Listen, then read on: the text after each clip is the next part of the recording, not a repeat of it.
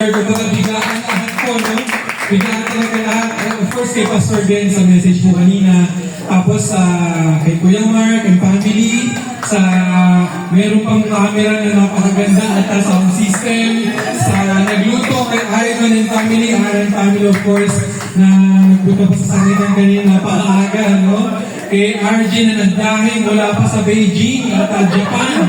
No, he crossed the sea. He crossed the seas, no, just to be with us po. From Lucena, all the way from Lucena. No, so, of course, kay Sally and Apollo. Of course, kay Papa na nagsara ng tindahan. No, time na maminis yung 500,000 sales today. Talaga na this time. So, of course, kay nanay din sa aking kapatid si Jubit. Sinundo na si tatay. So, pupunta na po sa mga preparation kanina sa lahat. So, first, sa time po natin, no, ngayon, isang napakalaking pagkagalakan po sa amin ni Angie po. Nakasama po kayo sa special moment na ito. At ito na po ang aming munti kong revelation. Ay, baka pala may sabihin ka din.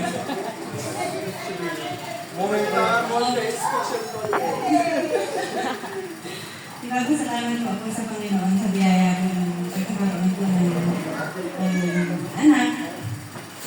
Kahit na, alam niyo po, sinabi ng doktor na napaka-imposible na magkaroon ako po ng anak.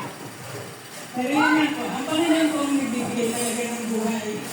Ang Panginoon ang magbubukas ng womb, naglalagay ng buhay sa sinapupunan ng isang ina. Kaya wala po ng posible po sa kanya. Salamat po sa pamilya ko, kay Papa, sa mga kapatid ko po, sa mga pamangkin ko na palagi rin nagpapasaya. Sa mga ilas ko po kala nanay, ever supportive. Tsaka ito pong asawa ko po pamula po umpisa. Talagang napakahalaga na meron kong asawa na natulong po sa lahat. Well po, syempre, ang church family rin po namin, yan po. Salamat po sa lahat. Masaya po kami. Hindi lang po sa araw na po.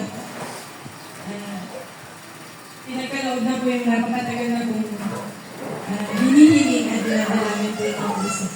Yun lang po. Sana po mag-enjoy po tayo lahat. Hindi po sa pananalahan sa amin at ipagpatuloy niyo po na ipag-pray po kami mag-ina, although ito po ay supported pregnancy, ito po ay IVF, assisted pregnancy, but then ang kalusugan po ng batang ito, patuloy po natin ipag-pray kay Lord na maging maayos po kami hanggang sa ma-deliver po. Thank you po sa inyong lahat. Salamat po. So, asa ng mga teen boy? Asa na boy?